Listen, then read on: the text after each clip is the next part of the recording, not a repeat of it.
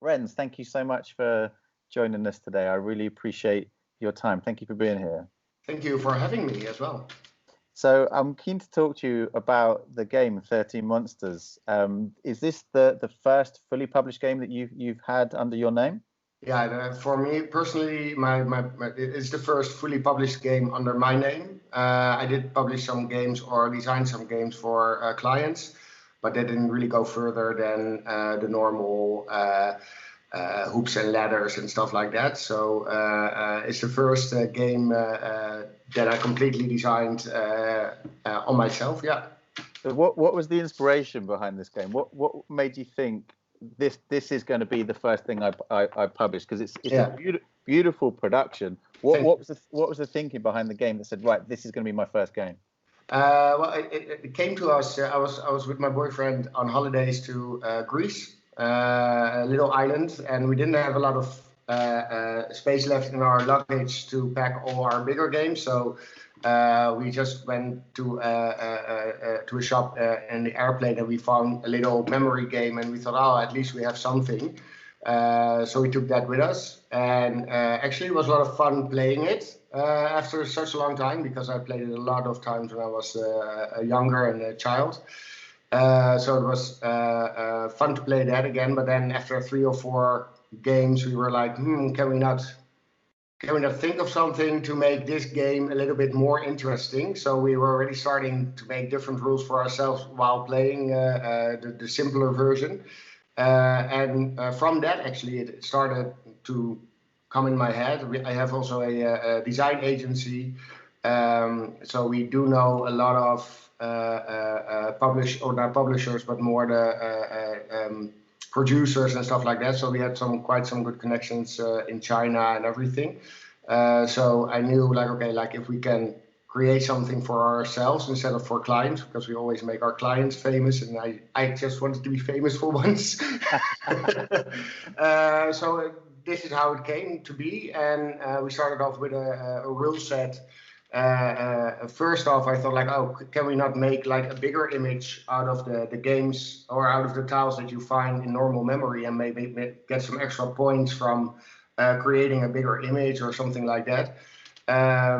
And then a game came to mind when I was also younger that I played a lot with my friends, and it was a very quick game. I don't know if you know it in the UK, but it is, you draw a little head and then you fold the paper, and then somebody else draws the body, and you fold the paper and somebody else draws the feet. Yeah, okay. And then if you I can see that in this game.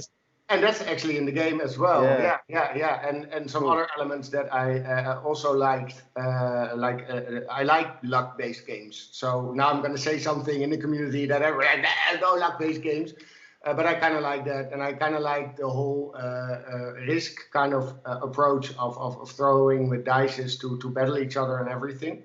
Yeah. And of course, after I grew up or became a little bit older, also the Nintendo came to play and everything. So I was also quite digital in my game preferences.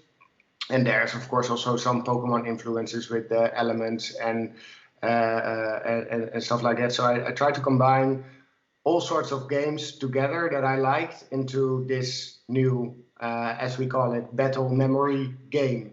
Right. Okay. I mean, that's fascinating to hear, because it really rings true, having played the game, that your inspiration just makes a ton of sense. So yeah, just to explain for people who don't know what we're talking about, this is 13 Monsters, and as Ren says, it's a take on the classic memory game where you've got a bunch of tiles. This is just some. There is a lot more than this in the box, and they're all displayed out in a grid on the table, and you're flipping them over, trying to find matches. If you find a pair, you then get to keep the pair. Everyone's played a version of that. I've got a frozen version that my 5-year-old daughter loves. And you find the pair, you keep the pair. That is the complete game. So as Ren said, he was trying to find something that adds a bit more to that. So in this game, I think the best way to show the art, because obviously they're in pieces, is on these beautiful postcards you sent me. Yeah. So this is what you're looking to complete. So the pairs would be top right, top left, middle right, middle left, bottom right, bottom left of these monsters, and you're looking to piece them together.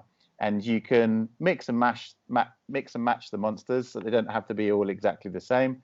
But if you do get a complete set of all 6 pieces the same, that monster is more powerful. Once you've got a set, you can then start battling and fighting each other. You get different powers as a monster catcher depending on how many you've got, that allows you to do different things, and your powers get more increased as and when you get them. And then the most powerful one is if you get the 13th monster, 13 monsters, which is the ghost, and that has more powers. And when I played this with my family, my kids absolutely love it, and getting just one piece of that ghost gets everybody going, oh my goodness, oh my goodness. Yes. So I think, if you've set out to make a memory game that's sort of memory game plus, you absolutely nailed that, because this is exactly what it does. And obviously, like you mentioned, it comes with these beautiful dice that you use to battle once you've got the monsters going. It's so fun. I love the simplicity of it, the way you've added just a subtle nuance to kind of take it to the next level. I think it's brilliant.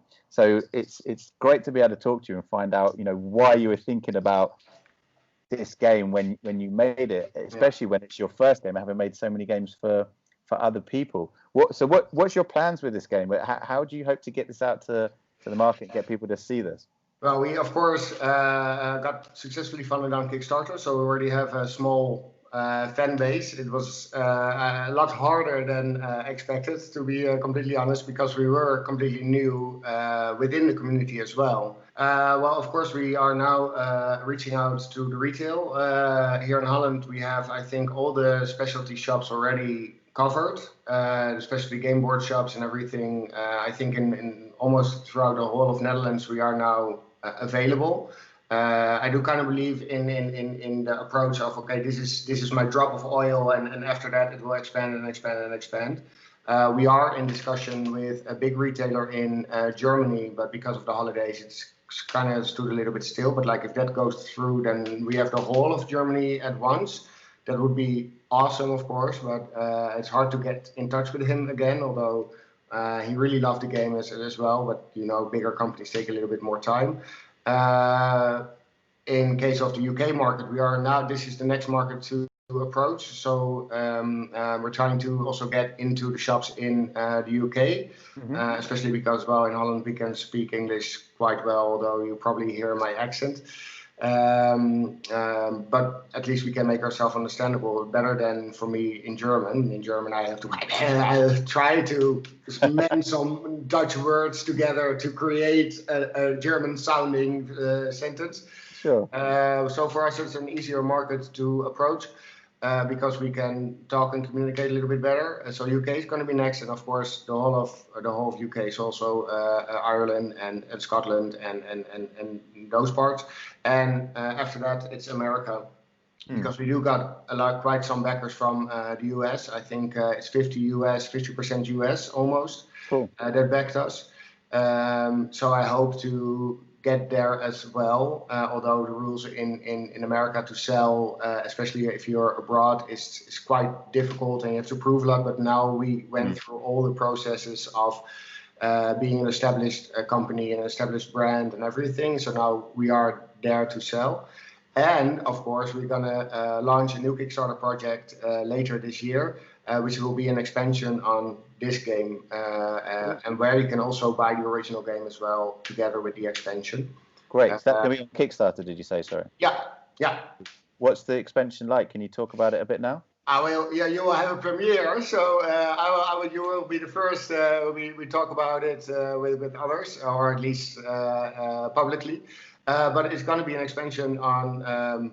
What I like to do is get feedback, of course. So we got a lot of feedback from a lot of players, and there were some bigger problems or reoccurring problems that we had, and which were, one, there are so many monsters, hard to remember them.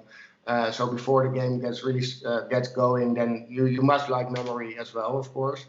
But it takes a bit of time. And also that, and you were talking about 30 monsters, and of course we made them extra powerful just to get that feeling that you described, like, oh my God, you have to have that 13 monster. But it was also a little bit of a guaranteed win almost if you have him completely and you play a power supernova. So now we created the expansion called Armed to the Teeth. and you can actually dress up your monsters with armor. And this armor is not to be searched like in the grid, so the original game stays the same, but as soon as you find a matching monster set, then Tral, our new monster, will come to you, to your rescue, and you can throw with different dice, and according to how many of the anvils you throw, you can pick one of the cards of the piles, and one of the piles is placeholder monsters, so they're metal monsters.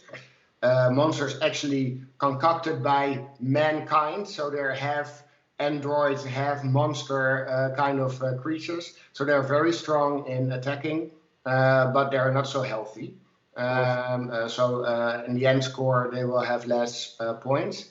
But you can, so you can already create like a monster with not searching for monster sets, but by just having luck with the dice throws.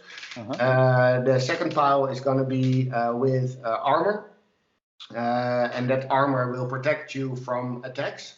And also in case of full armor, if you have like a full complete armor, then the ghost cannot play supernova on you anymore, for an example. And also you are so strong with that armor, or you're so confident wearing the armor, that you can actually attack the sleeping ghost after playing supernova. So you can actually wake up the ghost again. For people who don't know, after the 30 monster or the ghost played supernova, then he falls asleep and people cannot attack him anymore. And now we can attack him again. And actually, if you as a player then newly conquered the 13 monster, then you can also play supernova again. So it makes it evens out the playing field a little bit, and then you have swords and shields, and they also protect you for like the shields protect you from attacks, and you can attack with more points with the swords, and those swords are so normally you do a die throw, of course, and you set aside the matching numbers, and in the end calculate the score or tally up the score. And now it gives you extra points on your last throw, so you get extra points from that, and also the elements will go in play a little bit more. It's going to be a little bit more tactical. It's going to be it evens out the playing field a little bit more, and what I kind of like is that you are now playing with your monsters even more. So you are doing more with your monsters during your turn, and it feels more like that you are really, as you heard, my partner is a man, so I'm gay. So dressing up is always nice. So you can dress up your monsters, and you can create monsters with without even searching for a monster set. So it becomes a little bit more around the whole attacking and defending and the tactics around that as well. So awesome. I think it's a very nice extra set of rules that we still want to test, because we do have now key figures in the community, and there are different from retail shop owners to hardcore play gamers to more casual gamers, children, adults, and everything. And we now made a set of rules, and I think the sample will be here this week or maybe the upcoming week. Right. And then we can send it out to people, and maybe you as well, Jim. Awesome. I mean, that sounds amazing. Like, I think the game itself now is really cool. I mean, like, you know, the way that you describe it is awesome. I just love the simple definition of this being a battle memory tabletop game. I just love that, because like we've talked about, you know, it's taken that simple core mechanic of a memory game, but added just a really fun layer that is fascinating to me. This is my next question. Why has no one done this before? It's such a clever and simple idea. Why has no one, like, there are 1,000,001 simple pairs memory-based matching games. There's 1,000,000 of them out there. They're clearly popular. Everyone loves them. Why has no one looked at that mechanic and gone, that's a cool mechanic, but it's a bit simple. I'm going to add some cool stuff to it. You know? Does that not blow you away that no one's done it? Sometimes, and I think because as I told you before, I didn't really know the gaming community before yet, or game developers or anyone who was doing this kind of stuff. And I do think without stepping on people's feet, as we say here in Holland. I don't know if it's an English expression as well. But I do feel that the really hardcore gamers and the gamers that spend a lot of money on a board game are quite intellectual and quite searching for a way to now I'm going to say something where they feel smart maybe playing a game, you know, like they're like, okay, I get this. This is very intricate, but I get it. And now I can take it to my advantage and show other people how tactical I am or how well I perceive a game or whatever. And I think that goes the same for game developers as well. You know, like the most game developers that I met right now are very smart people. You know, they're very intelligent and they're very into their own heads. And for me, it's very visual. You know, like I'm a very visual thinker. That's my job. You know, I'm an illustrator. I'm a designer.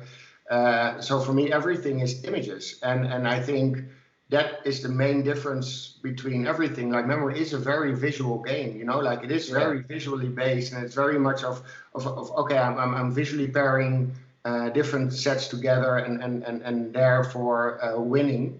And I don't think that most people think that way. Maybe I don't know. That could be an explanation. I'm not sure, but no, I agree with you, and I think that's partly why these games are so popular.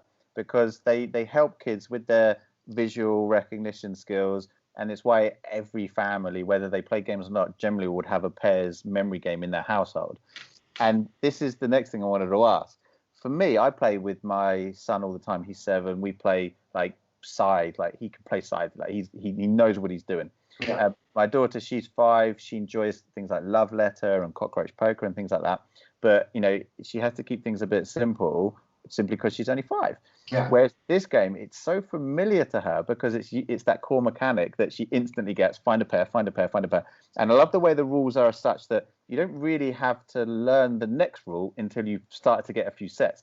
And exactly. So when we played our first game, I said, right, all we have to do is find pairs. So we were playing within 5 seconds. You know, that was it. And then once they found a pair, okay, now there's a new rule. And you just introduce it slowly. This to me feels like the perfect gateway game for a guy like me who's got young kids.